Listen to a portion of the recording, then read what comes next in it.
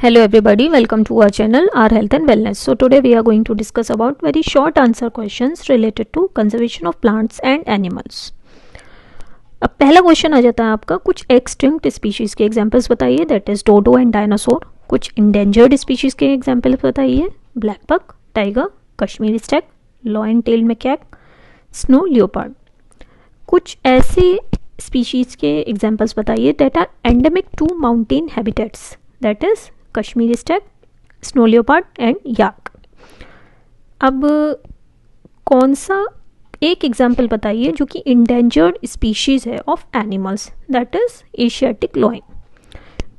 कौन सी ऐसी एक्टिविटी हो सकती है जो हमारे फॉरेस्ट को कंजर्व कर सकती है, that is recycling of cardboard cottons. जो हमारे कार्डबोर्ड कार्टन्स होते हैं जिसमें हम बहुत सारा सामान लेकर आते हैं, तो अगर हम उनकी रिसाइकलिंग कर दें तो फॉरेस्ट का कंजर्वेशन काफ़ी हद तक हो सकता है. कौन से जानवर ऐसा है जिसकी इनडिस्क्रिमिनेट किलिंग की वजह से फूड ग्रेन्स का प्रोडक्शन कम हो सकता है, that is snakes. Panchmari biosphere reserve के पार्ट्स कौन से एनिमल्स हैं? तो लियोपार्ड हो सकता है, ब्लू बुल हो सकता है, बार्किंग डियर हो सकता है.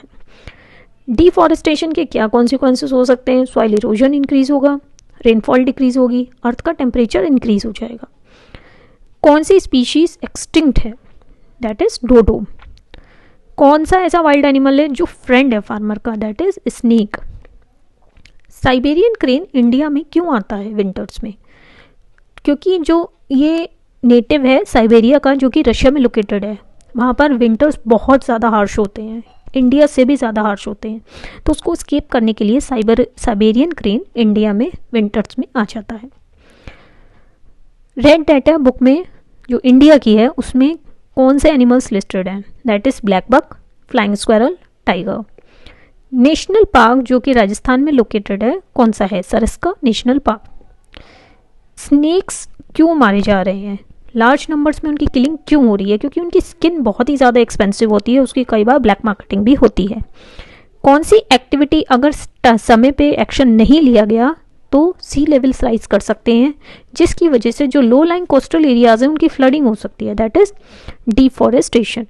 Sanjay Gandhi wild life sanctuary कहाँ पर लोकेटेड है? That is in Maharashtra. कौन सी माइग्रेटरी बर्ड है जो कि साइबेरिया से इंडिया आती है हर साल? That is crane.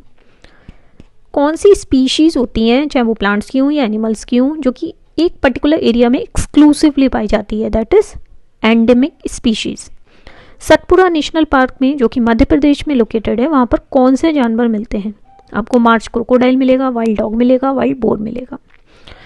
जो बहुत ही तेज़ी से कम होने वाला नेचुरल रिसोर्स वर्ल्ड में है वो क्या है? That is forest.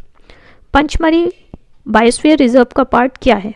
बोरी wild life sanctuary, Satpura national park and Pachmarhi wild life sanctuary. Deforestation से एटमॉस्फेयर में कौन सी गैस इंक्रीज हो रही है? That is carbon dioxide.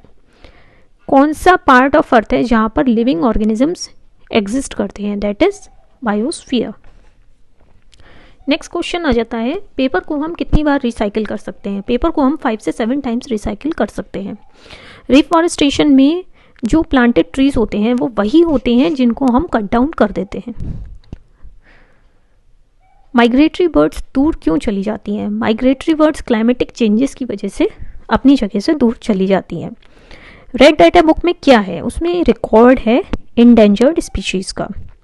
Satpura national park किसका पार्ट है? सतपुरा नेशनल पार्क आपका पंचमरी बायोस्फीयर रिजर्व का पार्ट है. एक ऐसी जगह जहाँ पर एनिमल्स को नेचुरल हैबिटेट में ही प्रोटेक्ट किया जाता है उसको हम वाइल्ड लाइफ सेंचुरी कहते हैं. जो स्पीशीज़ एक पर्टिकुलर एरिया में मिलती हैं उनको हम एंडेमिक स्पीशीज़ कहते हैं. डिफॉरेस्टेशन से कार्बन डाइऑक्साइड गैस एटमॉस्फेयर में इंक्रीज हो जाती है. पेपर को हम रीयूज़ कैसे कर सकते हैं? By using both sides of paper. अगर हम पेपर की दोनों साइड को यूज़ करते हैं तो हम पेपर का इस्तेमाल सही तरीके से कर सकते हैं. 1 टन पेपर बनाने के लिए लगभग हमें 17 पेड़ काटने पड़ते हैं. डिफॉरेस्टेशन का आंसर क्या है? डिफॉरेस्टेशन का आंसर है रिफॉरेस्टेशन. कौन सा ऐसा पब्लिकेशन है जिसमें सारी ही इंडेंजर्ड स्पीशीज, चाहे वो प्लांट्स की हो या एनिमल्स की हो, रिकॉर्ड है? तो that is red data book. जो स्पीशीज़ पूरी तरह डाइड आउट हो चुकी हैं उनको हम क्या कहते हैं, उनको हम एक्सटिंक्ट स्पीशीज़ कहते हैं। और ऐसी स्पीशीज़ जो बिल्कुल वैनिश होने वाली हैं उनको हम इंडेंजर्ड स्पीशीज़ कहते हैं। ऐसे दो एनिमल्स जो वैनिश हो चुके हैं सतपुरा नेशनल पार्क से, तो वो हैं एलिफेंट एंड लॉइन, और जो अभी भी मिलते हैं वो हैं टाइगर एंड लियोपार्ड। कौन से ऐसे ऑब्जेक्ट्स हैं जो कि हिस्टोरिकल सिग्निफिकेंस के हैं जो कि हमें सतपुरा नेशनल पार्क में मिलेंगे? That are rock shelters. जो first reserve forest of India है that is Satpura national park. कौन से 3 तरह के प्रोटेक्टेड एरियाज होते हैं जो कि conservation of forest and wild life के लिए इन मार्क्ड हैं? तो that are biosphere reserves, wild life sanctuaries and national parks. जो हमें वैरायटी ऑफ प्लांट्स, एनिमल्स और माइक्रो ऑर्गेनिजम्स की एक पर्टिकुलर एरिया में मिलती है उसको हम क्या कहते हैं? उसको हम बायोडाइवर्सिटी कहते हैं। कौन सी गैस हमारे एटमॉस्फेयर में ऐसी है जो कि हीट रेज जो अर्थ रिफ्लेक्ट करती है उसको ट्रैप करती है? That is carbon dioxide. और कौन सी ऐसी गैस है एटमॉस्फेयर की जो कि ट्रीज एंड प्लांट्स यूटिलाइज करते हैं for the process of photosynthesis? That is also carbon dioxide. So that's all for the day. Thank you so much.